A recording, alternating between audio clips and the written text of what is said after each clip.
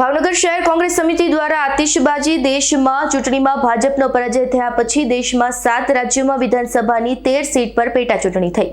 ભય, ભૂખ અને ભ્રષ્ટાચારની વાતો કરનારને ભાજપને જાણે જનતાએ સબક આપી દીધો હોય।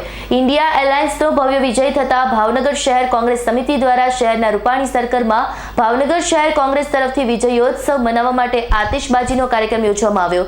ભાવનગર શહેર કોંગ્રેસ સમિતિના તમામ કોંગ્રેસના આગેવાન કાર્યકર્તાઓ, ભાઈઓ તેમજ બહેનોએ ખાસ ઉપસ્થિતિ આપી। ભાવનગર શહેર કોંગ્રેસ સમિતિના પ્રમુખ હિતેશ વ્યાસ તેમજ પૂર્વ શહેર પ્રમુખ પ્રકાશ વાઘાણી ખાસ ઉપસ્થિત રહ્યા। જનતા પક્ષે સમગ્ર દેશમાં ભ્રષ્ટાચાર, ભય અને દબાણ નીતિની રાજનીતિ શરૂ કરી અને આખા દેશને બાનમાં લીધેલો। કેટલી બધી રાજ્ય સરકારો એ લોકોએ પોતાની સંવિધાનિક એજન્સીઓનો ઉપયોગ કરીને તોડી નાખેલી અને છેલ્લી લોકસભાની ચૂંટણીમાં પણ એ લોકોએ બીજા બધા જ રાજકીય પક્ષોને હેરાન કરવામાં અને નિમ્ન દેખાડવામાં કાંઈ બાકી નથી રાખ્યું। પણ સમગ્ર દેશની જનતા હવે સમજી ગઈ છે કે ભારતીય જનતા પક્ષ છે તોડફોડ, ભ્રષ્ટાચાર અને ભયની રાજનીતિ ચાલે છે, એનો જવાબ લોકોએ લોકસભાની ચૂંટણીમાં આપ્યો છે। લોકસભાની ચૂંટણી પછી પરિણામો આવ્યા પછી તરત જ દેશના અલગ અલગ રાજ્યોમાં 6 કે 7 રાજ્યોમાં ધારાસભાઓની ચૂંટણીઓ થઈ અને તે ધારાસભાની ચૂંટણીમાંથી ભારતીય જનતા પક્ષ માત્ર 2 સીટ ઉપર સમેટાઈ ગયો અને 10 સીટ ઉપર ઇન્ડિયા ગઠબંધને ભવ્ય જીત મેળવી।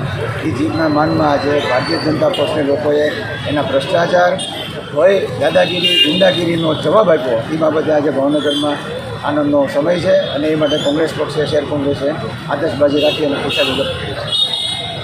પેટા ચૂંટણી જે કેન્દ્રમાં વિધાનસભામાં જે દેશમાં હતી એમાં 13માંથી 11 સીટમાં ઇન્ડિયા ગઠબંધનનો વિજય થયો છે।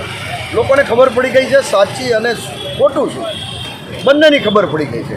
એટલે લોકો રાહુલ ગાંધીજીના વિચારધારા નીચે આજે લોકો વળી રહ્યા છે। ત્યારે ભાવનગર શહેર કોંગ્રેસ સમિતિના ઉજવણીના ભાગરૂપે આજે અમે આતિશબાજી અને મીઠું મોઢું કરાવવાનો પ્રોગ્રામ રાખ્યો હતો, જે ભાવનગર શહેર કોંગ્રેસ પરિવારે સંપૂર્ણ રીતે પૂર્ણ કરે છે। Irfan Solanki, S9 news, Bhavnagar. અમારી તમામ માહિતીથી અપડેટ રહેવા માટે જોડાયેલા રહો S9 ન્યૂઝ સાથે।